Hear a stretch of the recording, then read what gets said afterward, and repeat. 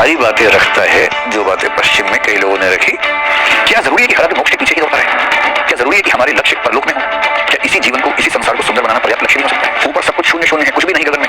धर्मराज जो कुछ भी है वह मिट्टी में जीवन में। एक अजीब कुराहल उस समाज में है कि संन्यास के साथ जो दिक्कत है वो ये कि समाज के सबसे अच्छे लोग कई बार समाज से दूर निकल जाते हैं। चारवाकों को चारवाक कहने के तीन व्याख्या। चारवाकों के बारे में जितने सूत्र मिलते हैं मुख्य रूप से उसी किताब से मिलते हैं। मेरी तो नियति में लिखा हुआ है कि मेरी क्लिप ऐसी कटनी है बहुत सारी, और उसके बाद हमले होने मेरे ऊपर।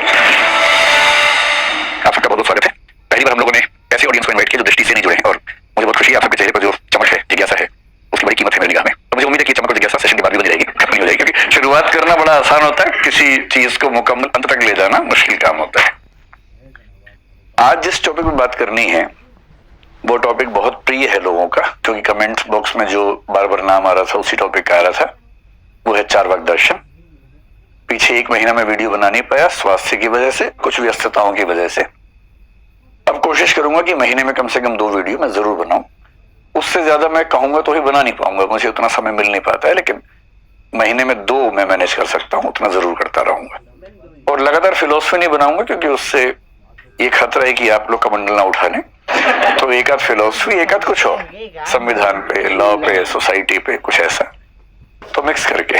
इंडियन फिलोसफी में जो हमने थोड़ा सा पढ़ा था इस सीरीज के दूसरे वीडियो में, जिसका नाम था विषय वेदों से ओशो तक, मैंने बताया था कि भारतीय दर्शन में कुल 9 दर्शन मोटे तौर पर हैं। उनमें से 6 आस्तिक हैं और 3 नास्तिक दर्शन हैं। आस्तिक दर्शन वही है जिनको हम हिंदू दर्शन, षड दर्शन या सनातन दर्शन कह देते हैं।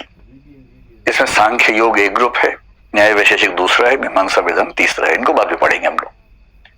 जो नास्तिक दर्शन है वो 3 है, चारवाक, जैन, बौद्ध। नास्तिक का मतलब जो वेदों को नहीं मानते, न कि ईश्वर को नहीं मानते। जो वेदों को नहीं मानते उसको नास्तिक कहते हैं, और जो वेदों को मानते हैं वो आस्तिक होते हैं। भारतीय परंपरा में ऐसी क्लासिफिकेशन है। अब जो 3 नास्तिक दर्शन है उनमें से एक बहुत प्रसिद्ध दर्शन है चारवाक। वहां से हम बात शुरू करेंगे। और जब चारवाक का नाम सुनते हैं, जैसे मैंने आपसे चारवाक का, आप सब उत्साहित हो गए। उत्साहित क्यों हो गए? क्योंकि हम सब अंदर कहीं ना कहीं चारवाक ही हैं। हम ऊपर से बौद्ध हो जाते हैं, ऊपर से हम वेदांती हो जाते हैं, ऊपर से कभी जैन हो जाते हैं, लेकिन अंदर से हम में से अधिकांश लोग जीवन के ठीक ठाक हिस्से में चारवाक ही होते हैं। अपने चारवाकपन को छिपाते रहते हैं, दबाते रहते हैं। वो भी जरूरी है, समाज में रहने की मर्यादाएं हैं, नियम हैं, उन सब का भी ध्यान रखना बहुत जरूरी है। लेकिन चारवाक को सुन के मजा आता है। और जब मैं कहता हूँ चारवाक, तो चारवाक को लेकर जो छवि बनी हुई है, हमें ये भी समझना है कि वो छवि उतनी ठीक है नहीं। जो चारवाक की छवि बनी हुई है वो छवि बनी हुई है इन 2 सूत्रों से। और ये 2 सूत्र जो हैं बहुत प्रसिद्ध सूत्र हैं, चारवाकों के नाम से चलते हैं। पहला है यावत जीवेत सुखम जीवेत, जब तक जियो सुख से जियो। ऋणम कृत्वा घृतम पिबेत, ऋण लेकर, उधार लेकर भी पीना पड़े तो पियो, लेकिन घी पियो। हालांकि वो पीते कुछ और थे, लेकिन घी बोल रहे हैं यहाँ पर। घी पियो।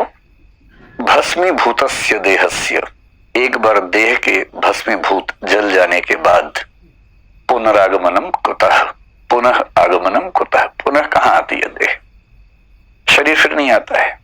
एक ही बार का जीवन है, उसी को भरपूर जीना है। और इस जीवन में खूब भोग करना है, सुख अर्जित करने हैं, जरूरी हो तो उधार लेके करने हैं, और मौज में रहना है, सुख से जीना है। ये पूरे भारतीय दर्शन में कोई दूसरा संप्रदाय नहीं कहता है। भारत के 9 स्कूल्स में से 8 कहते हैं कि जीवन का अंतिम उद्देश्य मोक्ष प्राप्त करना है। ये कहते हैं कि मोक्ष सिरफिरों का विचार है, कुछ नहीं रखा उसमें। सुख ही असली जीवन का ध्येय है, लक्ष्य है। इस वजह से इसकी आलोचना बहुत ज्यादा होती है। दूसरे में तो और खतरनाक तरीके से बोल रहा है। ये मदिरा पान के बारे में समर्थन कर रहा है।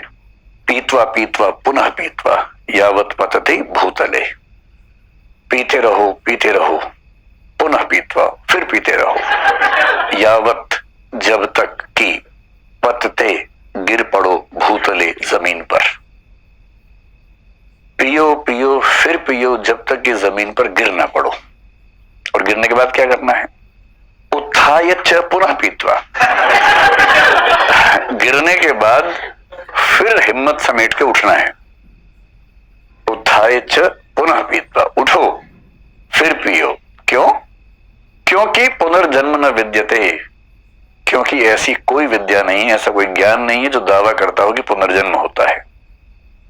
यही जीवन है, यही काम करना है, पीना है, गिरना है, फिर उठना है, फिर पीना है, फिर गिरना है। अब इन श्लोकों से या इन सूत्रों से चार्वाक दर्शन की एक खास छवि बन गई, बहुत नेगेटिव छवि है। ये भाव हमें पूरी परंपरा में दिखता है, ऐसा नहीं कि यहां दिखता है, और केवल भारत में दिखता है ऐसा नहीं है, पश्चिम में भी दिखता है, हर देश की परंपराओं में ऐसे भाव दिखते हैं। आधुनिक काल में भी अगर देखें तो मुझे दो कवि ध्यान है, तो मैं उनकी कविता भी लिख के ले आया कि आप चाहें तो उसको एंजॉय कर सकते हैं। 1870s के आसपास एक बहुत प्रसिद्ध कवि हुए भारतेंदु हरिश्चंद्र। कवि क्या, लेखक ज्यादा थे, नाटक खूब लिखे उन्होंने, कई तरह की रचनाएं लिखी। उन्होंने एक नाटक लिखा भारत दुर्दशा, उसमें व्यंग्य गीत लिखा। उसमें मदिरा नाम का एक कैरेक्टर लोगों को समझा के बोलता है, मदवा पीले पागल जीवन बीत्यो जात। ब्रज भाषा में, शायद आप समझ पा रहे होंगे। मदवा पीले पागल जीवन बीत्यो जात, बिनु मद जगत सार कुछ नहीं, मान हमारी बात। इस जगत में मद के बिना कोई सार नहीं, हमारी बात मान ले। मदवा पीले पागल जीवन बीत रहा है, ये व्यंग्य में कह रहे हैं, बातें सीरियस नहीं करें। ये कहना चाह रहे हैं कि भारत के लोग आमतौर पर इतने पीने के शौकीन हैं कि वो देश क्या समझेंगे। और एक कवि बहुत विख्यात हुए, हरिवंश राय बच्चन, आप जानते हो, उन्होंने पूरी किताब लिख दी मधुशाला। मधुशाला, वो खुद उसके पक्ष में कभी नहीं रहे, और दरअसल उस किताब में शराब जो मधु है उसका एक सांकेतिक अर्थ है, वो अध्यात्म का नशा ज्यादा है, पर दिखने में तो मधुशाला ही है। और उन्होंने ऐसी बातें लिखी जिसमें से एक बात तो यहां तक लिखी कि सांप्रदायिकता का समाधान करना, सबको पब में बिठा दो, सांप्रदायिक होंगे नहीं। मुसलमान और हिंदू दो हैं, एक मगर उनका प्याला, वैसे अलग अलग है, प्याला एक ही दोनों का, एक मगर उनका मदिरालय, एक मगर उनकी हाला हार, मतलब शराब। दोनों रहते एक, न जब तक मंदिर मस्जिद में जाते, मंदिर मस्जिद जाते तो अलग हो जाते, उसके पहले एक ही है। बैर बढ़ाते मंदिर मस्जिद, मेल कराती मधुशाला। तो मंदिर मस्जिद बंद करो, पब में बिठाओ लोगों को। हरिवंश राय बच्चन जी वो दरअसल कह नहीं रहे, आध्यात्मिक अर्थ में संकेत कह रहे हैं कि दरअसल झगड़े हैं, धर्म को लेकर, मजहब को लेकर हैं, और जो चीजें एक करती है वो अध्यात्म है। यहाँ मधु का मतलब दरअसल अध्यात्म है, लेकिन ये नाम उनके नाम से बड़ा विख्यात हुआ, ये शब्द बहुत प्रसिद्ध हुआ। दरअसल चार्वाक ऐसे है नहीं, ये चार्वाकों के बारे में गलतफहमियां हैं, और आप देखना चाहें तो मैंने दोनों छंद लिख दिए सिर्फ आपकी जानकारी के लिए। चार्वाक कौन है, इनका थोड़ा सा हम पहले परिचय हासिल कर लें, और थोड़ा सा उस बैकग्राउंड को भी समझेंगे, क्योंकि दर्शन हो या कुछ भी विषय हो, जब तक आप उस ऐतिहासिक स्थिति को न समझेंगे आप उसकी जड़ को नहीं पढ़ पाएंगे। कुछ दार्शनिक, मैं तो दर्शन के विद्यार्थी रहा हूं, लंबे समय तक पॉलिटिकल फिलोसफी का भी रहा हूं, मैंने सब कुछ पढ़ने के बाद एक चीज समझी कि किसी दार्शनिक को समझना है उसके देश काल की परिस्थितियां समझ लीजिए और खुद को वहां रखिए, आप पाएंगे कि आप खुद वो बोलने लगे जो वो बोल रहा था, क्योंकि हर व्यक्ति दरअसल अपने देश काल परिस्थितियों का बाई प्रोडक्ट होता है।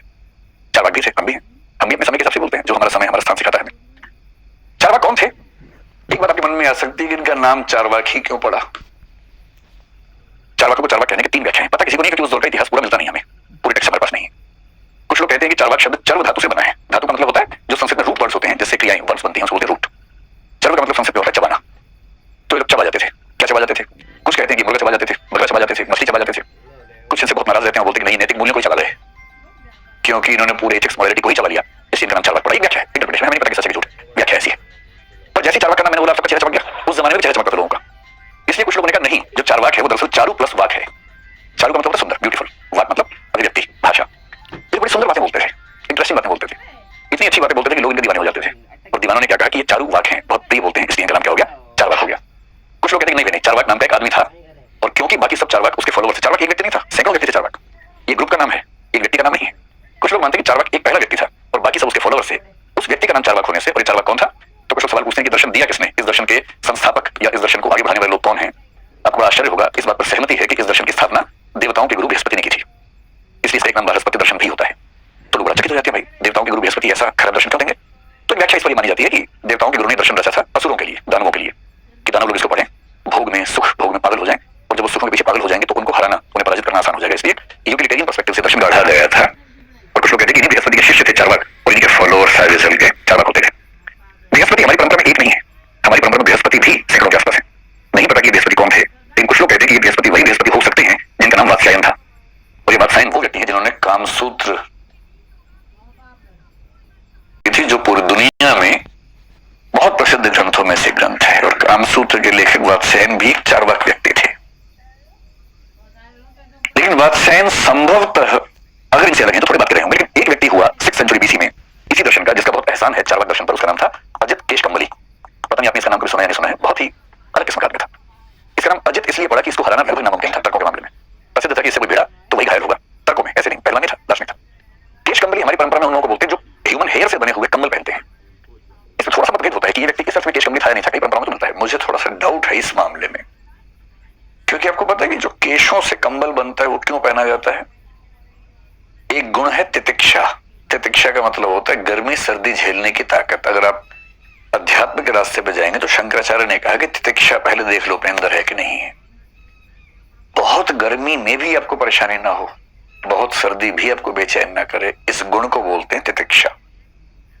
और केश कंबल धारण करने का पर्पस है इस गुण का विकास करना, क्योंकि केशों से बना कंबल गर्मियों में और गर्म हो जाता है और सर्दियों में और ठंडा हो जाता है।